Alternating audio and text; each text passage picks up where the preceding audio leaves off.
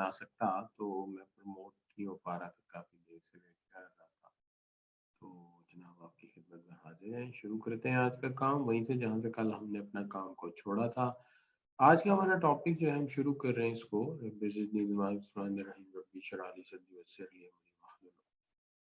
बात कर रहे हैं आज हम जिस टॉपिक पे हम इसे कहते हैं कि जनाब 2 चीज़ें इसके अंदर हैं।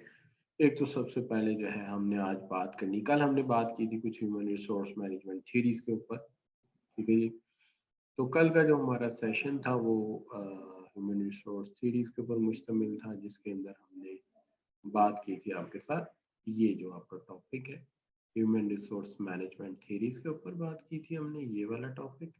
और आज हम बात कर रहे हैं different types of organisation and related with the working arrangement के ऊपर हम बात करें। सबसे पहले हम इसके ऊपर बात करते हैं जब तो वी शुड मूव नेक्स्ट जो हमारा नेक्स्ट इशू है। इसके अंदर सबसे पहले आज हम बात करें जॉब सेटिस्फेक्शन के ऊपर। देखिए जॉब सेटिस्फेक्शन की जरूरत क्यों है। कल हम बात कर रहे थे कि जॉब सेटिस्फेक्शन एक वैल्यू है और जॉब सेटिस्फेक्शन जो है एक मेथड है या एक सिंबल है जो नेगेटिव वैल्यू भी कंटेन कर सकता है और पॉजिटिव वैल्यू भी कंटेन कर सकता है। इसका मतलब ये हो गया कि जॉब सेटिस्फेक्शन बुनियादी तौर पर अगर देखा जाए तो किसी एम्प्लॉय की फीलिंग है जिसके अंदर वो ये कहता है कि I am content with the job and not searching any other job, तो हम इसको कहते हैं ये है जॉब सेटिस्फैक्शन।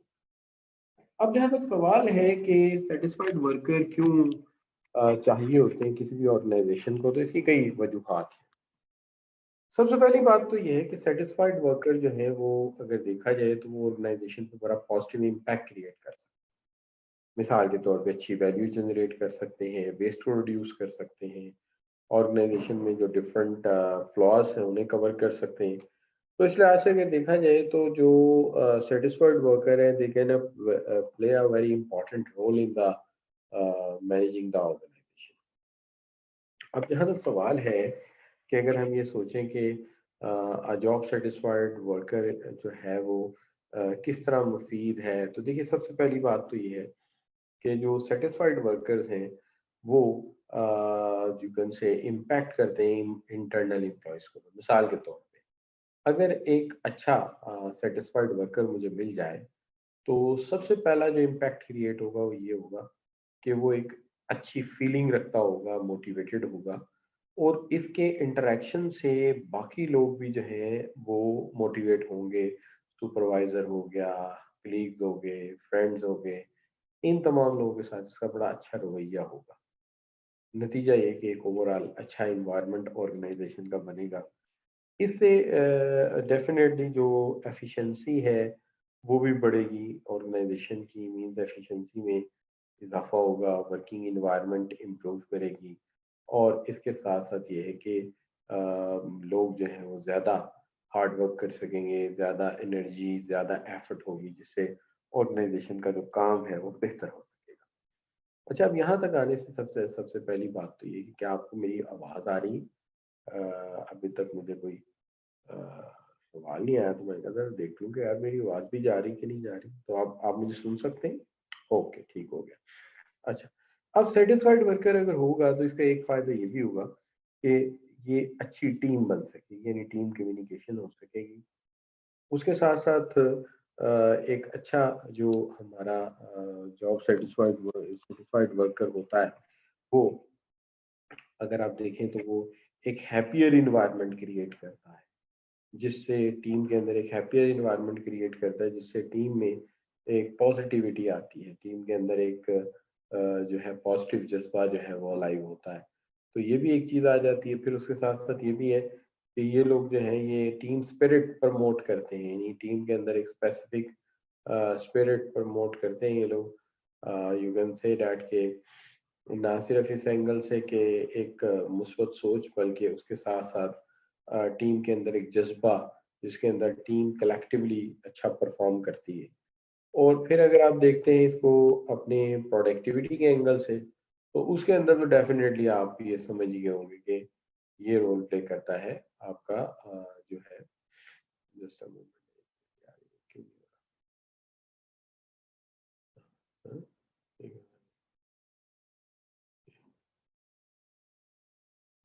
अच्छा। अब देखिए, अगर अच्छा एम्प्लॉय सेटिस्फाइड होगा तो प्रोडक्टिविटी भी अच्छी होगी, उससे ऑर्गेनाइजेशन की प्रॉफिटेबिलिटी बढ़ेगी। और अगर कस्टमर को अच्छी सर्विसेज मिलेंगी, अच्छा प्रोडक्ट मिलेगा, तो ब्रांड इमेज भी बेटर होगा। और इसके साथ साथ ऑर्गेनाइजेशन जो है वो एम्प्लॉयज़ को रिटेन भी करना चाहेगी। तो ये तमाम चीज़ें जो है इसके अंदर काफ़ी पॉजिटिव नज़र आई। अब जहाँ तक सवाल है, अगर आप देखिए कि यूसी कि हम ये बात कर रहे थे कि ये फ़ायदे हैं एक सैटिस्फाइड वर्कर के, एक फैमिली एनवायरनमेंट बना देता है जिससे बाकी एम्प्लॉइज़ खुश रहते हैं, एक टीम स्पिरिट प्रमोट कर देता है, एक ऑर्गेनाइजेशन प्रोडक्टिविटी का माहौल पैदा कर देता है। तो ये बातें बड़ी अहम हैं।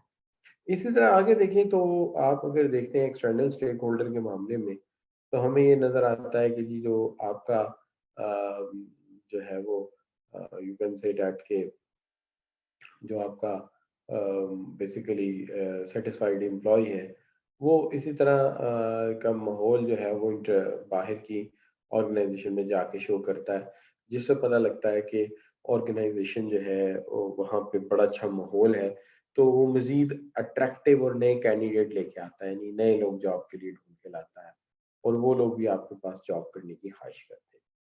इसी तरह ये एक अच्छी रिप्यूट जो है वो भी डेवलप करता है, सप्लायर भी खुश होता है, बाकी लोग भी।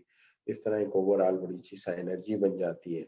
इसी तरह फंड्स प्रोवाइडर भी इससे अट्रैक्ट होते हैं और वो फंड्स प्रोवाइड करने में मददगार साबित होते हैं और उसके अलावा जो है ये रेप्यूटेबल कस्टमर जो है उन्हें अट्रैक्ट करता है। इस तरह देखा जाए तो इसका हर तरफ से जो इम्पैक्ट है वो पॉजिटिव है। वो पॉजिटिव इस सेंस में है कि देखिए अच्छे सप्लायर अटैक कर लिए, अच्छे कैंडिडेट अटैक कर लिए, तमाम चीज़ें मुस्बत लेके चला। नतीजा ये है कि वो जो है वो काफ़ी अच्छे रिजल्ट्स हमें दे पा रहा है। और इसका अल्टीमेट इम्पैक्ट ये भी आता है कि हम जब मार्केट में जाते हैं तो रिप्यूट अच्छी होने की वजह से अच्छे कस्टमर मिल जाते हैं, अच्छे सप्लायर मिल जाते हैं, अच्छे फंड्स प्रोवाइडर मिल जाते हैं। तो ओवरऑल जब सारी चीज़ें अच्छी हो जाएँगी तो ज़ाहिर है ऑर्गेनाइज़ेशन मज़ीद कमा सकेगी, अर्न कर सकेगी, तो ये इसके क्या होंगे बेनिफिट। अब जहाँ तक सवाल है इससे आगे चलते हैं तो बात आ जाती है आपके साथ इस चीज़ के ऊपर कि जो हम बाकी चीज़ों में बात कर रहे थे कि जॉब सैटिस्फैक्शन को आप एनहांस कैसे कर सकते हो? It's a very important thing how you can enhance the job satisfaction. सबसे पहली चीज़ तो ये है कि देखिए जो ज़रूरी चीज़ है वो ये हो सकती है कि हमें जॉब सैटिस्फैक्शन को अगर बढ़ाना है तो हम किस तरह से इसको बढ़ा सकते हैं। सबसे पहली चीज़ तो ये है कि spend time on employee development पे हमें काम करना चाहिए।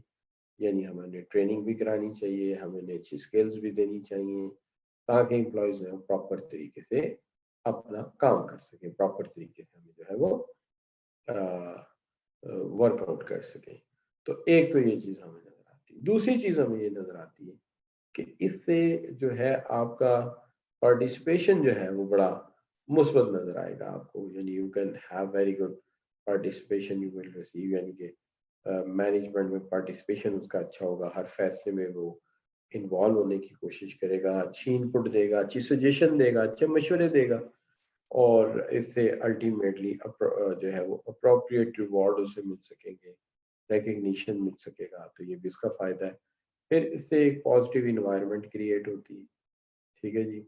और फिर इससे जो है आप ये कह सकते हैं कि ये इन्वेस्ट इन टाइम है, लेकिन इसका डेफिनेटली इम्पैक्ट ये पड़ता है कि जॉब सेटिस्फेक्शन भी बढ़ती है और आपको फीडबैक भी बहुत अच्छा मिलता है।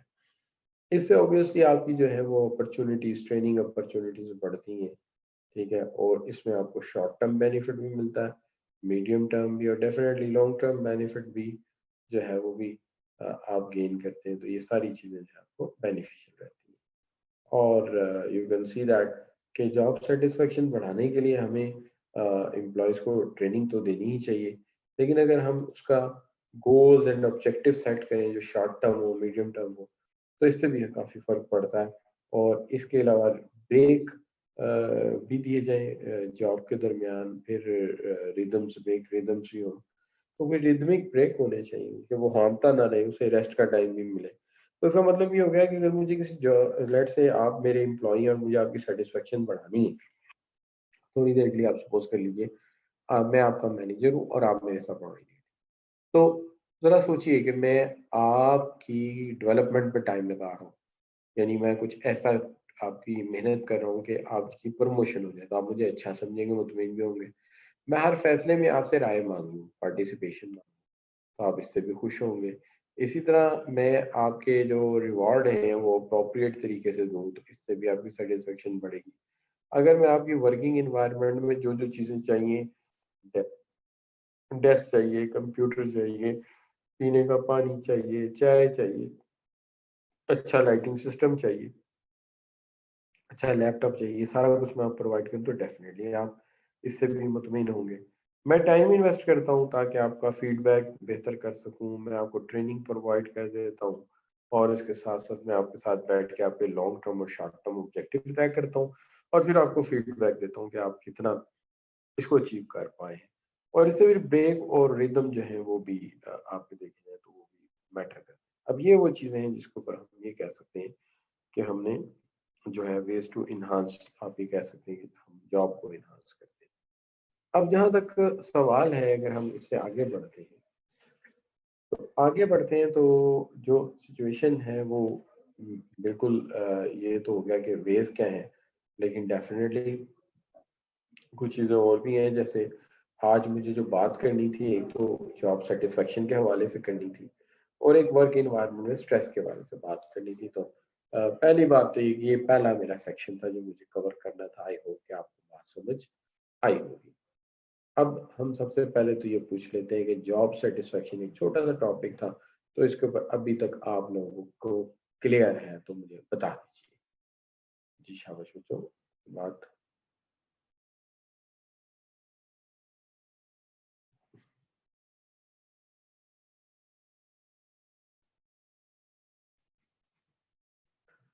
जी, क्लियर है। किरण कह रही है कि क्लियर है।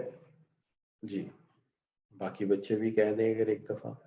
जैसे हमारे साथ आज माशाल्लाह बच्चे काफ़ी हैं, मिसाल के तौर पे हादिया है। हादिया आप बता सकती हैं, हमज़ा है, किरण है, मुस्तफ़ा है, कोमल है, ठीक है? नुमान सलीम है, रिमशा है, रुतबा है। ये सारे बच्चे जो है बता सकते हैं कि कहाँ तक आपको बात की समझ आई है।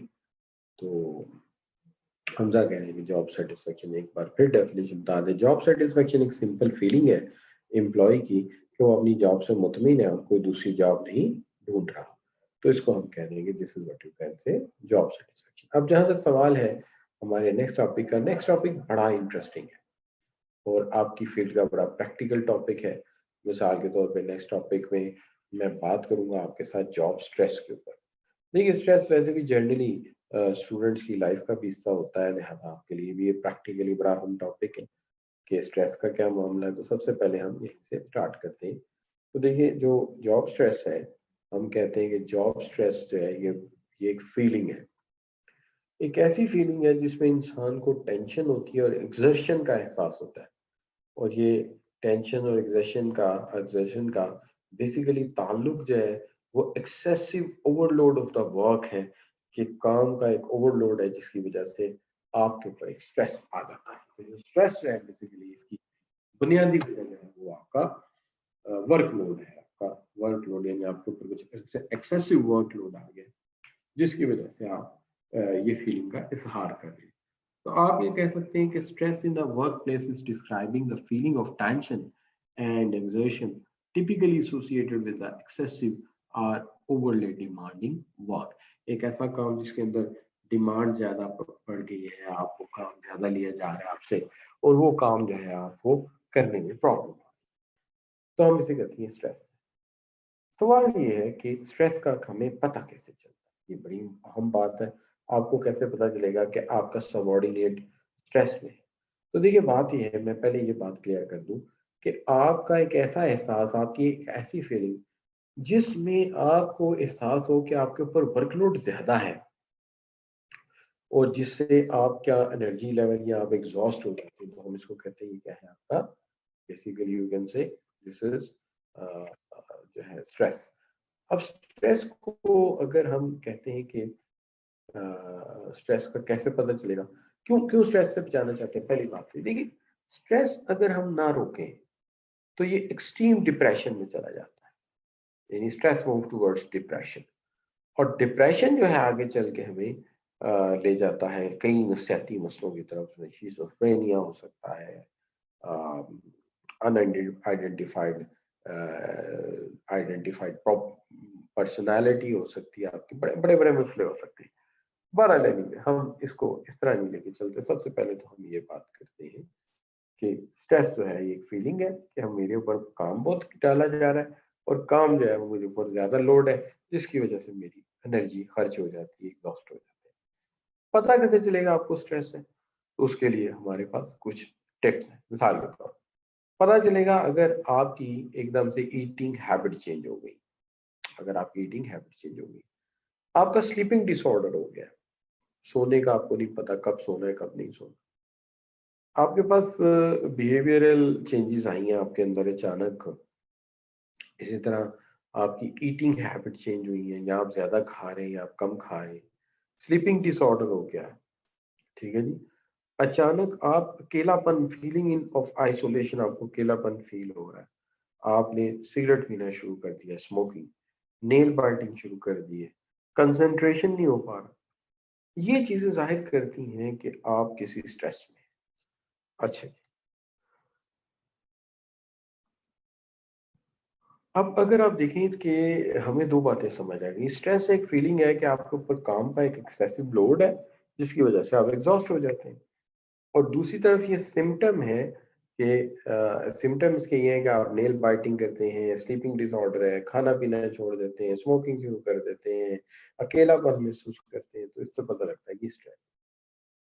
स्ट्रेस क्यों होता है? इसके तीन तरह के फैक्टर, एक इन्वायरमेंटल फैक्टर है, एक ऑर्गेनाइजेशनल फैक्टर है, एक इंडिविजुअल। सबसे पहली बात है इन्वायरमेंटल फैक्टर। देखिए, इन्वायरमेंटल फैक्टर वो फैक्टर है जिन पर मेरा और आपका कोई इख्तियार नहीं। मिसाल के तौर पे आप मार्केट कोई चीजें खरीदने जाते हैं, आपको एहसास होता है यार चीजें बहुत महंगी हो गई, चीजें बहुत महंगी हो गई। तो जैसे आपको एहसास होता है चीजें महंगी हो गई, तो जाहिर बात है हल्की सी सर में दर्द आ जाती, टेंशन हो सकती है। श्रिंकिंग इकोनॉमी, इकोनॉमी में जॉब्स कम होती जा रही, परेशानी की बात है। शॉर्टेज ऑफ कमोडिटीज, पेट्रोल नहीं मिल रहा आजकल, बिजली का बिल बहुत आ गया है। तो ये आप ये कहते हैं कि इस तरह की सिचुएशन है। पॉलिटिकल थ्रेट है, कोई सियासी चेंज आने वाली है, आपको लग रहा है कि शायद मुल्क में को माशाल्लाह ना लग जाए। अच्छा, लॉ एंड ऑर्डर कंडीशन में कोई प्रॉब्लम है, टेक्नोलॉजिकल चेंज कोई आ गया है, या पोल्यूशन बहुत ज्यादा है। तो ये चीजें जो है हम इनको कहते हैं, ये है आपका इन्वायरमेंटल फैक्टर्स, तो स्ट्रेस का बाइस बनते हैं।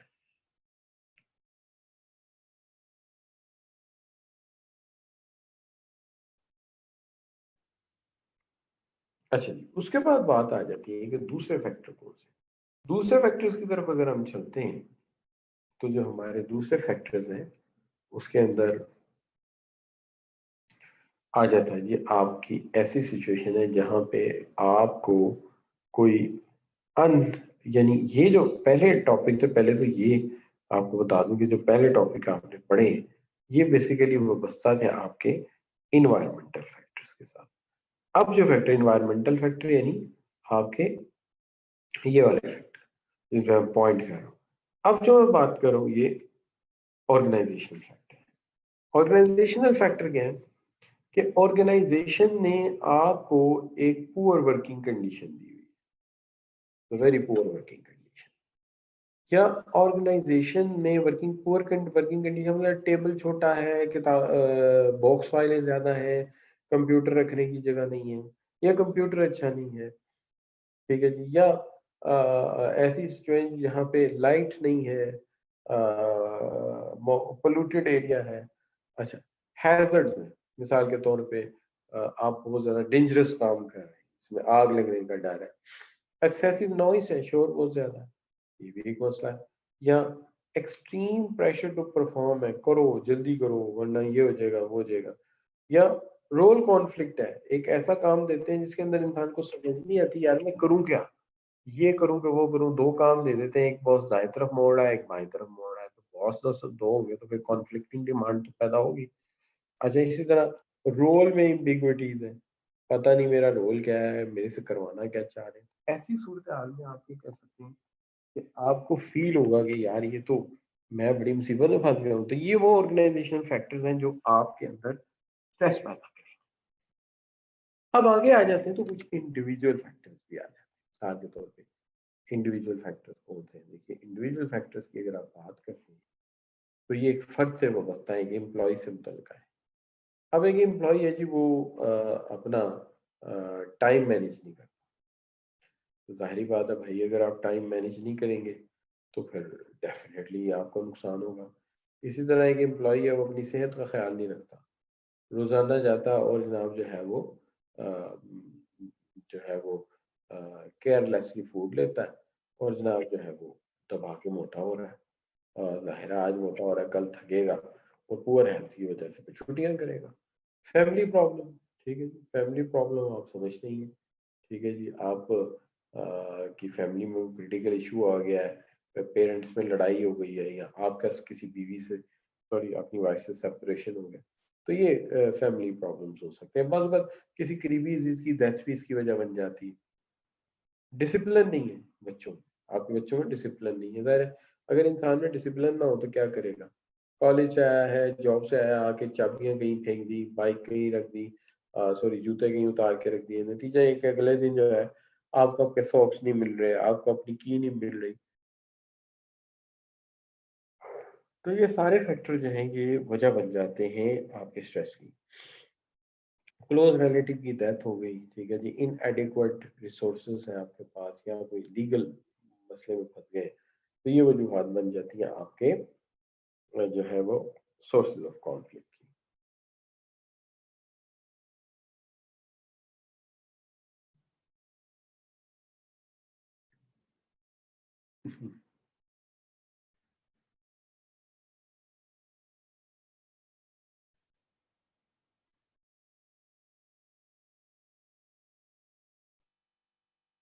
जी, मैंने अभी आज अर्ज़ किया ना जी कि आपको कैसे पता चलेगा अगर आपका एम्प्लॉइज़ जो है उसके अंदर ये चीज़ें नज़र आ जाए ना आपको, आपका एम्प्लॉयी जो है वो नेल बाइटिंग कर रहा है, स्मोकिंग शुरू कर दी है, अकेला-अकेला रहता है, तो उससे पता लग जाएगा कि उसको स्ट्रेस है, क्या हाल है उसका।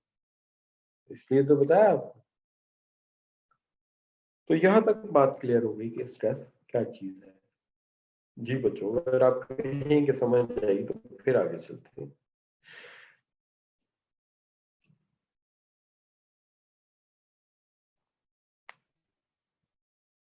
जी बच्चों, तो आज अभी तक जो काम किया है वो आपको समझ आ गया है।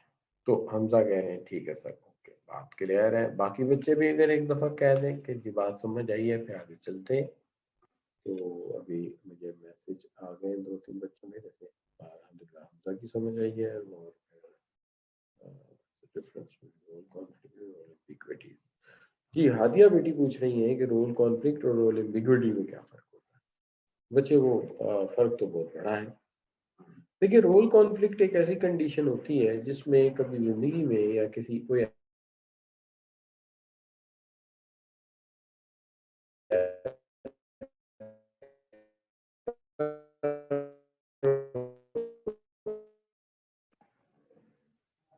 तो एक ऐसी सिचुएशन हो कि बंदे को ये ना समझ आए मैंने करना क्या है, तो हम कहते हैं ऐसी सूरत हाल में एक रोल एम्बिग्विटी का जो फैक्टर है वो पाया जाता है। रोल एम्बिग्विटी का फैक्टर जो है वो पाया जाता है। उसकी वजह डेफिनेटली ये होती है कि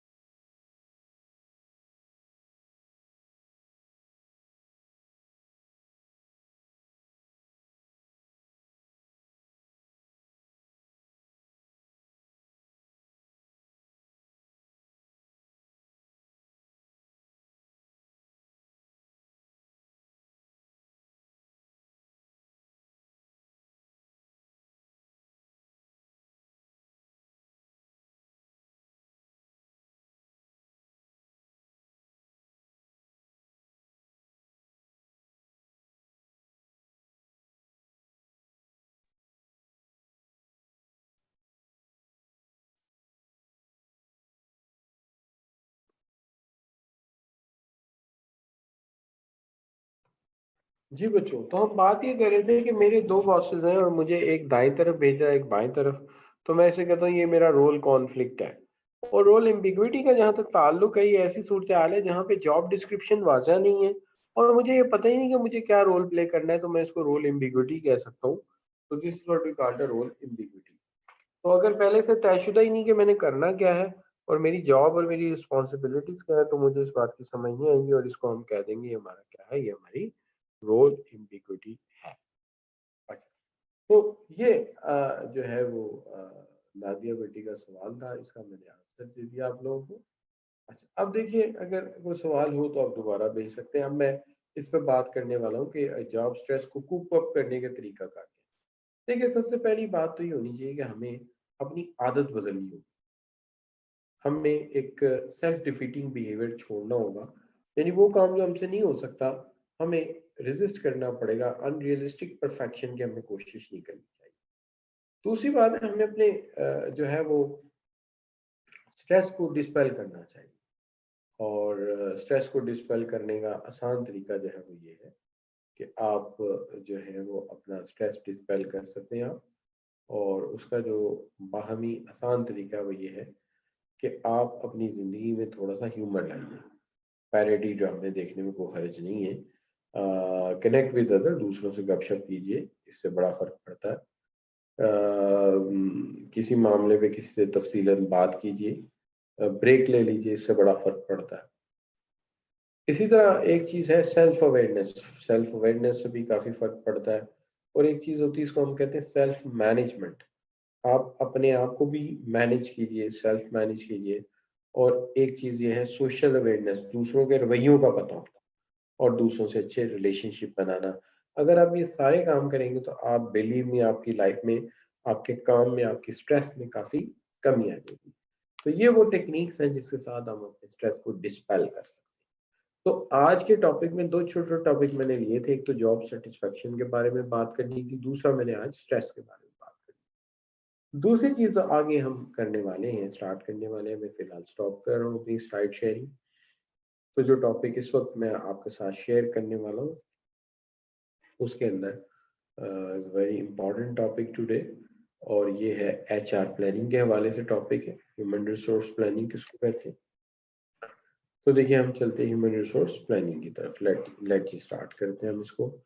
एक तो बात ये है कि ह्यूमन रिसोर्स प्लानिंग में सबसे पहली बात तो हम यहाँ से शुरू करते हैं, रब्बे हमारा विश्वास।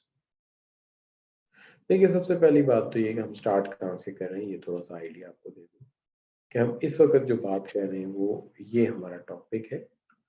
This one is my topic, like this. ये वाला टॉपिक है, we called it the HR plan. तो हम एचआर प्लानिंग की बात कर रहे हैं। देखिए जो प्लान होते हैं यहाँ पे हम सबसे पहला जो काम करते हैं वो ये करते हैं कि आम तौर पे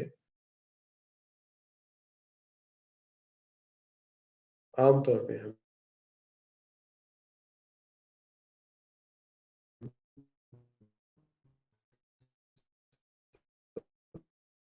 होना चाहिए, सबसे पहली चीज़ तो हमें ये पता होनी चाहिए कि रिक्रूटमेंट और सिलेक्शन दो ऐसी चीज़ें अगर हम इसे मिला दें तो एक इफेक्टिव रिक्रूटमेंट प्रैक्टिस जो है वो डेवलप हो जाती है। यू कैन से that's a good effective recruitment. सबसे पहले तो आप रिक्रूटमेंट और सिलेक्शन दोनों का फर्क जानते हैं कि रिक्रूटमेंट में आम तौर पे होता ये है कि हम लोग जो है वो एक जो है वो लेकर, आप कह सकते हैं कि पूल ऑफ कैंडिडेट डेवलप करते हैं। और वो पूल ऑफ कैंडिडेट जो है उसको फिर हम जो है वो यू कैन से दैट के मूव कर देते हैं। Please wait for a while.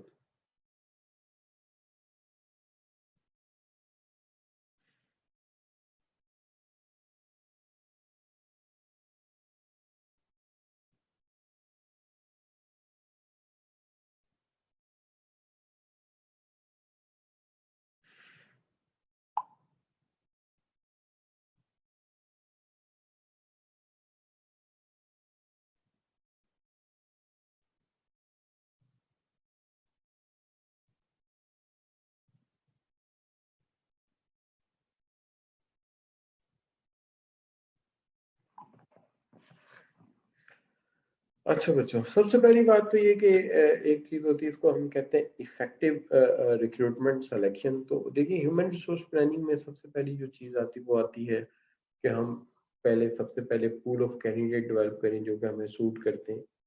पहली बात हो गई। ये पूल ऑफ कैंडिडेट अगर हम डेवलप कर लेते हैं तो हम कहते हैं कि हमने रिक्रूटमेंट का वर्क कर लिया। दूसरी चीज़ है फिर सिलेक्शन, इंटरव्यू किया जाए, टेस्ट लिया जाए, उसके बाद एक अच्छे कैंडिडेट को सिलेक्ट किया जाए। लेकिन हमें कैसे पता चलेगा कि कितने वर्कर्स की हमें ज़रूरत है? तो देखिए, आम तौर पे होता ही है कि इस चीज़ का अंदाज़ा जो है हम कर लेते हैं इस चीज़ से कि हमारे लास्ट ईयर कितनी डिमांड थी, इस वक्त कितनी डिमांड है, आगे वर्कर्स की कितनी डिमांड होगी। इससे हम काफ़ी हद तक अंदाज़ा लगा लेते हैं। अब इसके अंदर एक चीज़ और आ जाती है और जिसको हम कहते हैं कि कौन-कौन सा बंदा जो हमें रिक्रूटमेंट में शामिल करना चाहिए। देखिए, रिक्रूटमेंट में हमें सबसे पहले तो सीनियर मैनेजर्स को शामिल करना चाहिए, क्योंकि इनकी ज़िम्मेदारी है प्लानिंग की और प्लानिंग में हमें इन्हें इन्वॉल्व करना चाहिए। तो सीनियर मैनेजर्स जो कि बताते हैं कि कितने वर्कर्स की ज़रूरत है, तो पहले तो ये लोग आइडेंटिफ़ाई करें नीड को। दूसरी चीज़ जो है उसको हम कह सकते हैं नंबर 2 जो है इसके अंदर आ जाती है आपकी बात के सीनियर मैनेजर्स के अलावा जिम्मेदारी लाइन मैनेजर की है। लाइन मैनेजर वो होता है जो आपका डायरेक्ट बॉस होता है। तो जो आपका डायरेक्ट बॉस है इसकी भी जिम्मेदारी होती है कि आइडेंटिफाई करे कि कितने वर्कर्स इसे अपने डिपार्टमेंट के लिए चाहिए। इस सेंस में हम ये कहते हैं कि जनाब जो चीज़ है वो बड़ी इंपॉर्टेंट मैं आपको बता रहा था। पहली चीज़ तो ये है कि स्मॉल बिजनेसेस में तो सारी जिम्मेदारी ही लाइन मैनेजर की होती है। और जो लार्ज बिजनेसेस हैं उसमें लाइन मैनेजर को लाजमी हम रिक्रूटमेंट सिलेक्शन टीम का हिस्सा बनाते हैं, ताकि कल को परफॉर्मेंस जिससे लेनी है उसकी राय लेनी ज़रूरी है लोगों को हायर करने में। तो पहले हो गए मैनेजर्स, दूसरे हो गए लाइन मैनेजर। अच्छा, यहाँ पे एक सवाल आप दोस्तों से पूछ लेते हैं। ये सवाल बुनियादी तौर पे ये है, let me ask you question. जी बच्चों।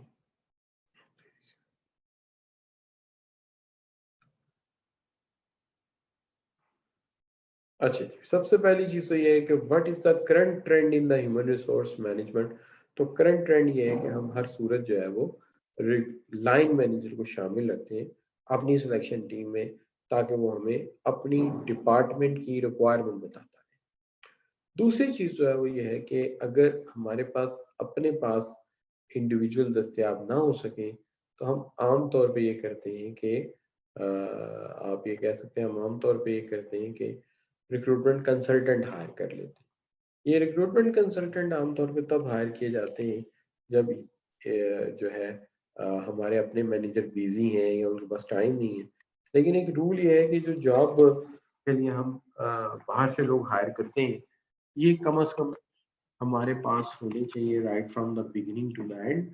यानी एक जॉब डिस्क्रिप्शन लिखने से लेके आखिर तक ये हमारे साथ होने चाहिए। दूसरी चीज़ ये है कि जॉब एडवर्टाइज़मेंट डिज़ाइनिंग में भी इनका रोल होना चाहिए, ताकि एडवर्टाइज़मेंट जब डिज़ाइन हो रही है तो ये हमें मुफीद मशवरे दे सकें और उसमें भी हम शामिल कर सकते हैं। तो should involve in recruitment process from right of the start to the beginning, यानी right from the beginning to the end, यानी शुरू से लेके एंड तक ये हमारे साथ होनी चाहिए।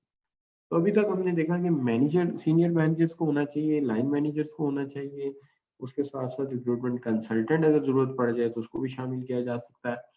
यहाँ पे एक सवाल था, which of the following circumstances organization be prefer to carrying out the own recruiter rather than using recruitment consultant। अपना रिक्रूटर हायर करें ना कि रिक्रूटमेंट कंसल्टेंट यूज करें। ऐसी सूरत उस वक्त पैदा होती है जब ऑर्गेनाइजेशन का एक कॉम्प्लेक्स एनवायरनमेंट है और रिक्रूटमेंट कंसल्टेंट उसको समझ नहीं सकता, और टेक्निकल क्राइटेरिया होने की वजह से उसे हायर करने में हमें नुकसान है, फायदा नहीं है। तो हम ऐसी सूरत में आम तौर पे रिक्रूटमेंट कंसल्टेंट जो है वो हायर नहीं करते। अच्छा, फिर आ जाती है बात ये कि कौन से फैक्टर हैं जो हमें डिसीजन करने में कर सकते हैं कि हमें आउटसोर्सिंग डिसीजन लेना चाहिए। तो देखिए, सबसे पहली बात तो ये है कि हमें हमेशा ये ख्याल रखना चाहिए कि इसमें कॉस्ट काफ़ी आती है। कंसल्टेंट बाहर से लेंगे तो आपको काफ़ी फीस देनी पड़ेगी। दूसरी चीज़ ये है कि ऐसा लेवल ऑफ एक्सपर्टीज़ हो जो हमारे पास मौजूद ना हो, तो हम बाहर से एक्सपर्ट जो है वो हायर करेंगे। फिर उसके बाद ये है कि लेवल ऑफ रिक्रूटमेंट एक्सपर्टीज आपके ऑर्गेनाइजेशन में मौजूद नहीं है, इसलिए आप बाहर जाएंगे। और फिर इसके बाद ये भी याद रखना चाहिए कि जहां हमें इम्पार्शियलिटी का इशू हो, वहां पे भी हम कोशिश करते हैं कि बाहर से कंसल्टेंट ले लें तो ज्यादा फायदा है। तो ये हो गया कि कौन से फैक्टर्स की बुनियाद पे मैं ये फैसला करूंगा कि रिक्रूटमेंट के लिए मुझे अपने मैनेजर से मदद लेनी चाहिए या बाहर के रिक्रूटर हायर करने चाहिए। अच्छा जी, यहाँ तक जरा 1 मिनट के लिए देखते हैं कि आप बच्चों का कोई सवाल आया हो। जी बच्चों, कोई क्वेश्चन आप लोगों का प्लीज।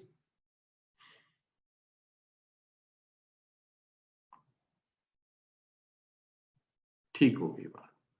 अच्छा जी, अब यहाँ तक बात कर ली हमने कि रिक्रूटमेंट प्रोसेस की अगर हम बात करते हैं तो रिक्रूटमेंट प्रोसेस एक सिस्टमेटिक प्रोसेस है जिसके अंदर हम आइडेंटिफाई करते हैं स्किल्स, और दूसरा हम ये करते हैं कि अट्रैक्ट करते हैं सूटेबल कैंडिडेट्स को, कि हमें किसी जॉब में किस तरह की स्किल्स की रिक्वायरमेंट है और किस तरह के जो कैंडिडेट्स हैं वो हमारे लिए मुफीद हो सकते हैं। इसके अंदर हम एक सिस्टमैटिक अप्रोच अडॉप्ट करते हैं जिसकी मदद से हम सारे मामलात को हल करते हैं। सबसे पहली बात तो ये कि हम सबसे पहले ये देखते हैं कि ऑन अ वाइडर पार्ट हमारी ऑर्गेनाइजेशन की स्ट्रेटजी एक्चुअली है क्या। हमें मजीद ब्रांचेस खोलनी है, अगर हम मजीद ब्रांचेस खोलनी है तो यकीनी तौर पे हमें मजीद लेबर की जरूरत है। इसलिए हम इसके अंदर पहले तो देखते हैं हमारी ऑर्गेनाइजेशन का ऑब्जेक्टिव क्या है, क्या हमें मजीद लेबर की जरूरत है। दूसरी चीज हम इसमें ये देखते हैं कि जॉब एनालिसिस और प्रोसीजर क्या कहते हैं। जॉब एनालिसिस हम देखते हैं कि एक जॉब के अंदर टास्क क्या है, प्रोसीजर क्या है, ड्यूटीज क्या है। यानी एक एंगल से देखा जाए तो जॉब एनालिसिस में हम इस चीज को इंश्योर करते हैं कि हमारे पास जो है वो ये पता हो कि किस जॉब में टास्क कौन से परफॉर्म किए जाते हैं, प्रोसीजर क्या फॉलो किए जाते हैं, ड्यूटीज और रिस्पॉन्सिबिलिटीज, ताकि हम एग्जैक्टली इसके मुताबिक कैंडिडेट को हायर कर सकें।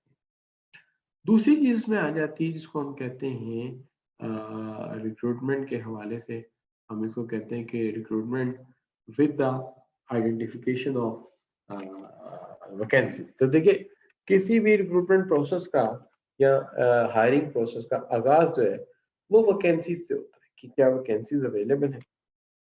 तो देखिए, वैकेंसीज का आइडिया हमें होता है, सबसे पहली बात तो ये है कि हम हमारी कोशिश ये होती है कि वैकेंसी अगर है तो फिर हम आगे बढ़ेंगे। यानी मेरे ख्याल में रिक्रूटमेंट का आगाज यहाँ से होएगा कि अगर आपके पास प्रॉपर वैकेंसीज दस्तियाब है। अगर नहीं है तो जाहिर बात है वैकेंसीज नहीं तो काम तो यही खत्म हो गया। और इसका मतलब ये वेकेंट पोजीशन होनी चाहिए, वेकेंट पोजीशन होंगी तो बात आगे बढ़ेगी। और अगर वेकेंट पोजीशन ही नहीं है तो फिर बात आगे कहाँ बढ़नी। और फिर दूसरी चीज इसमें आ जाती है बच्चों, वेरी इंपॉर्टेंट, और वो है कि preparation and publication of recruitment advertisement. एक एडवर्टीजमेंट देना होता है हमने अखबार में, जिससे हम ये इंश्योर करते हैं कि कैंडिडेट जो है हमारे पास मुख्तलिफ अप्लाई करें, और जैसे वो अप्लाई करेंगे हम इस पोजीशन में होंगे कि इनमें से एक राइट कैंडिडेट को चूज कर सकें। तो जस्ट अ मोमेंट, मैं एक सवाल देखना चाह रहा हूँ।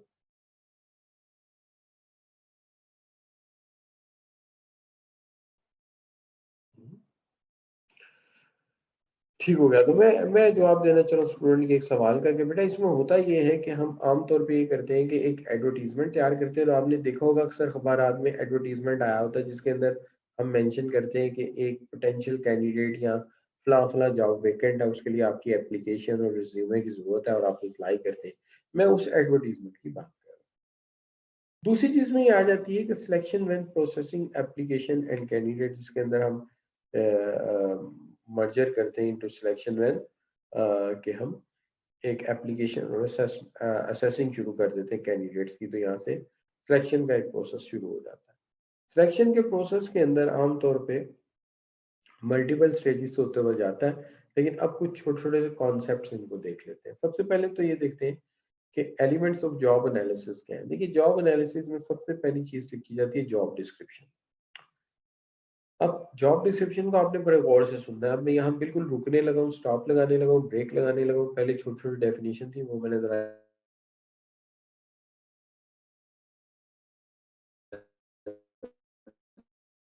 से आपके साथ बात करता हूँ जॉब डिस्क्रिप्शन के हवाले से। देखिए, सबसे पहली चीज जो जॉब डिस्क्रिप्शन के हवाले से वो ये है कि जॉब की रिक्वायरमेंट्स क्या है। जॉब की रिक्वायरमेंट्स क्या है। आई एम सॉरी, मैं जिस जगह हूँ यहाँ पे इंटरनेट कनेक्शन जो है ये बार बार मेरा इंटरप्ट हो रहा है, तो माइट भी ये एक प्रॉब्लम शायद आ रहा है, शायद मेरी आवाज़ आपको प्रॉब्लम ना कर रही हो। चले एनीवे, हम जारी रखते हैं अपने काम को। ठीक है जी। तो सबसे पहली बात जो मैं कर रहा था आपके साथ वो ये कर रहा था कि जो जॉब डिस्क्रिप्शन है वो बताती है कि एक जॉब को परफॉर्म करने के लिए किस तरह की हमें जो है वो ज़रूरत होती है। You can say that what sort of the knowledge, mental, physical and requirements किस तरह की हैं, इस जॉब में किस तरह की जिस्मानी सेहत चाहिए है, नॉलेज चाहिए है। उसके अलावा इसके अंदर जो हम चीज़ देखते हैं वो ये देखते हैं कि जनाब रिस्पॉन्सिबिलिटीज़ क्या है। बाज़ रिस्पॉन्सिबिलिटी पब्लिक डीलिंग की है, हम उसे कहते हैं कि ये पीपल रिलेटेड जॉब है, मटेरियल रिलेटेड है। अच्छा, इसी तरह वर्किंग कंडीशन कैसे हैं, इन वर्किंग कंडीशन में हैज़र्ड्स किस तरह के हैं, कोई ख़तरात तो इन्वॉल्व नहीं है, तो हम उनको देखते हैं कि कोई रिस्क इन्वॉल्व ना हो, कोई डेंजर इन्वॉल्व ना हो, तो ये चीज़ें आ जाती हैं। तो दीज आर वेरी इंपॉर्टेंट। अब उसके बाद आ जाता है मेन रिपोर्टिंग रिस्पॉन्सिबिलिटी क्या है, आप किसको आंसरेबल है।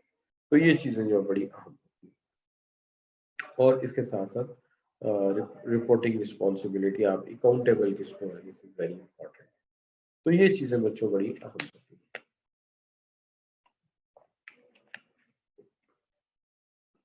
अब इसके बाद हम आगे बढ़ते हैं तो बात आ जाती है जॉब स्पेसिफिकेशन की। देखिए, जॉब डिस्क्रिप्शन जब लिखी जाती है तो वो लिखी जाती है जॉब के हवाले से। जॉब में फिजिकल एफर्ट कौन सी चाहिए, मेंटल एफर्ट कैसी चाहिए, रिस्पॉन्सिबिलिटीज क्या है। लेकिन जो आपकी है जॉब स्पेसिफिकेशन, ये बेसिकली पर्सन ओरिएंटेड होती है। यानी मैं इसे पर्सन स्पेसिफिकेशन कह सकता हूँ कि एक पर्सन किस तरह का हमें जॉब के लिए चाहिए। उसकी एज कितनी हो, उसका एजुकेशन कितना हो, उसका एक्सपीरियंस कितना हो, तो ये सारी चीजें इसके हवाले से हो जाती हैं। तो जस्ट अ मिनट जी, मैं एक सवाल ले लूँ।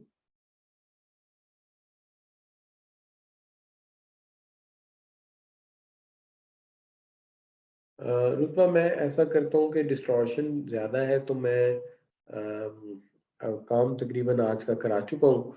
तो मैं ये जो है आपको कमिंग मंडे को फिर यहीं से शुरू कर दूंगा, एलिमेंट्स ऑफ जॉब एनालिसिस से। ठीक है, तो एलिमेंट्स ऑफ जॉब एनालिसिस से मैं काम शुरू करूंगा मंडे को इंशाल्लाह अपना।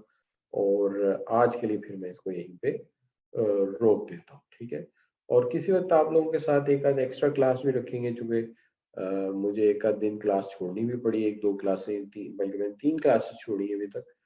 तो इन तीनों क्लासेस के लिए I will hand some sort of makeup at any time. तो आप लोगों को तो मेकअप में इतना मसला भी नहीं होता, जितने बच्चे आ सकते हैं आ जाते हैं, बाकी लोग ऑनलाइन रिकॉर्डिंग सुन लेते हैं। तो बहरहाल इसके ऊपर हम फिर इंशाल्लाह नेक्स्ट वीक काम करेंगे। तो यहाँ पे आज का लेक्चर मैं वाइंड अप करता हूँ। Thank you very much for joining.